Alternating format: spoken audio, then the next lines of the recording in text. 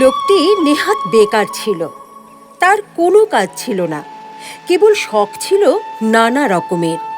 ছোট ছোট কাঠের চৌকোয় মাটি ঢেলে তার উপরে সে ছোট ছোট ঝিনুক সাজাতো। দূর থেকে দেখে মনে হতো যেন একটা এলোমেলো ছবি।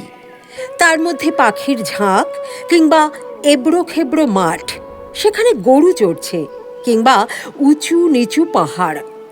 তার গা দিয়ে ওটা বুঝি ঝর্ণা হবে, কিংবা পায়ে চলা পথ। বাড়ির লোকের কাছে তার লাঞ্ছনার সীমা ছিল না। মাঝে মাঝে পণ করত পাগলামি ছেড়ে দেবে, কিন্তু পাগলামি তাকে ছাড়ত না। কোনো কোনো ছেলে আছে সারা বছর পড়ায় ফাঁকি দেয়, অথচ পরীক্ষায় খামোকা পাশ করে ফেলে। এর সেই দশা হলো। সমস্ত জীবনটা অকাজে গেল, অথচ মৃত্যুর পরে খবর পেলে যে তার স্বর্গে যাওয়া মঞ্জুর। কিন্তু নিয়তি স্বর্গের পথেও মানুষের সঙ্গ ছাড়ে না। দুধগুলো মার্কা ভুল করে তাকে কেজো লোকের স্বর্গে রেখে এলো। এই স্বর্গে আর সবই আছে, কেবল অবকাশ নেই। এখানে পুরুষরা বলছে হাঁপ ছাড়বার সময় কোথা, মেয়েরা বলছে চললুম ভাই, কাজ রয়েছে পড়ে। সবাই বলে সময়ের মূল্য আছে, কেউ বলে না সময় অমূল্য। আর তো পারা যায় না বলে সবাই আক্ষেপ করে আর ভারী খুশি হয়। খেটে খেটে হয়রান হলুম, এই নালিশটাই সেখানকার সঙ্গীত। এ বেচারা কোথাও ফাঁক পায় না, কোথাও খাপ খায় না। রাস্তায় অন্যমনস্ক হয়ে চলে, তাতে ব্যস্ত লোকের পথ আটক করে। চাদরটি পেতে যেখানেই আরাম করে বসতে চায়, শুনতে পায় সেখানেই ফসলের ক্ষেত, বীজ পোঁতা হয়ে গেছে, কেবলই উঠে যেতে হয়, সরে যেতে হয়। ভারী এক ব্যস্ত মেয়ে স্বর্গের উৎস থেকে রোজ জল নিতে আসে। পথের উপর দিয়ে সে চলে যায় যেন সেতারের দ্রুত তালের গতের মতো। তাড়াতাড়ি সে এলো খোপা বেঁধে নিয়েছে, তবু দু চারটে দুরন্ত অলোক কপালের উপর ঝুঁকে পড়ে তার চোখের কালো তারা দেখবে বলে উঁকি মারছে। স্বর্গীয় বেকার মানুষটি একপাশে দাঁড়িয়েছিল, চঞ্চল ঝর্ণার ধারে তমাল গাছটির মতো স্থির।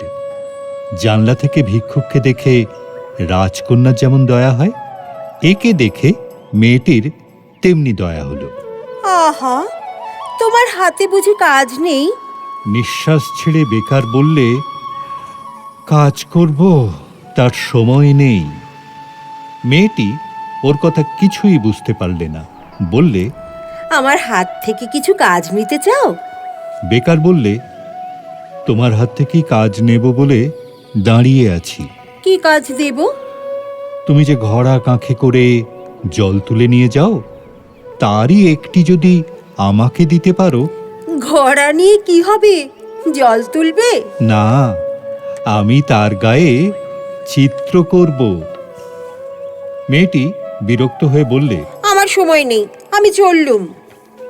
কিন্তু বেকার লোকের সঙ্গে কাজের লোক পারবে কেন? রোজ ওদের উৎসতলায় দেখা হয়, আর রোজ সেই একই কথা, তোমার কাঁখের একটি ঘড়া দাও, তাতে চিত্র করব। হার মানতে হলো। ঘড়া দিলে।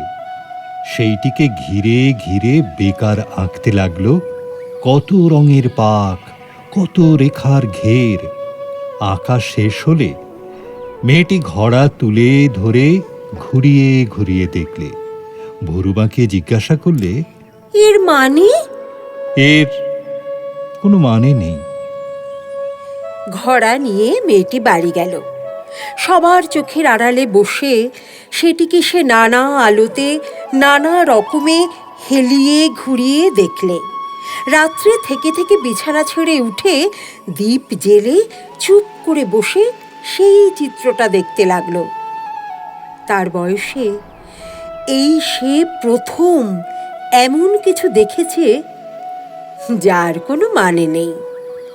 তারপর যখন সে উৎসতলায় এলো, তখন তার দুটি পায়ের ব্যস্ততায় একটু যেন বাধা পড়েছে। পা দুটি যেন চলতে চলতে আনমনা হয়ে ভাবছে, যা ভাবছে তার কোনো মানে নেই। সেদিনও বেকার মানুষ একপাশে দাঁড়িয়ে। মেয়েটি বললে, কি চাও? তোমার হাত থেকে আরো কাজ চাই। কি কাজ দেব? যদি রাজি হও, রঙিন সুতো বুনে বুনে তোমার বেনি বাঁধবার দড়ি তৈরি করে দেব। কি হবে? কিছুই হবে না। নানা রঙের নানা কাজ করা দড়ি তৈরি হলো। এখন থেকে আয়না হাতে নিয়ে বেনি বাঁধতে মেয়ের অনেক সময় লাগে। কাজ পড়ে থাকে, বেলা বয়ে যায়। এদিকে দেখতে দেখতে কেজো স্বর্গে কাজের মধ্যে বড় বড় ফাঁক পড়তে লাগলো। কান্নায় আর গানে সেই ফাঁক ভরে উঠল। স্বর্গীয় প্রবীণেরা বড় চিন্তিত হলো। সভা ডাকলে তারা বললে, এখানকার ইতিহাসে কখনো এমন ঘটেনি। স্বর্গের দূত এসে অপরাধ স্বীকার করলে। সে বললে, আমি আমি ভুল লোককে ভুল স্বর্গে এনেছি। ভুল লোকটিকে সভায় আনা হলো। তার রঙিন পাগড়ি আর কোমরবন্ধের বাহার দেখেই সবাই বুঝলে ভীষণ ভুল হয়েছে। সভাপতি তাকে বললে, তোমাকে পৃথিবীতে ফিরে যেতে হবে। সে তার রঙের ঝুলি আর তুলি কোমরে বেঁধে হাঁপ ছেড়ে বললে, হা, তবে চললুম। মেয়েটি এসে বললে, আমিও যাব। প্রবীণ সভাপতি কেমন অন্যমনস্ক হয়ে গেল। এই সে প্রথম দেখলে এমন একটা কাণ্ড যার কোনো মানে নেই।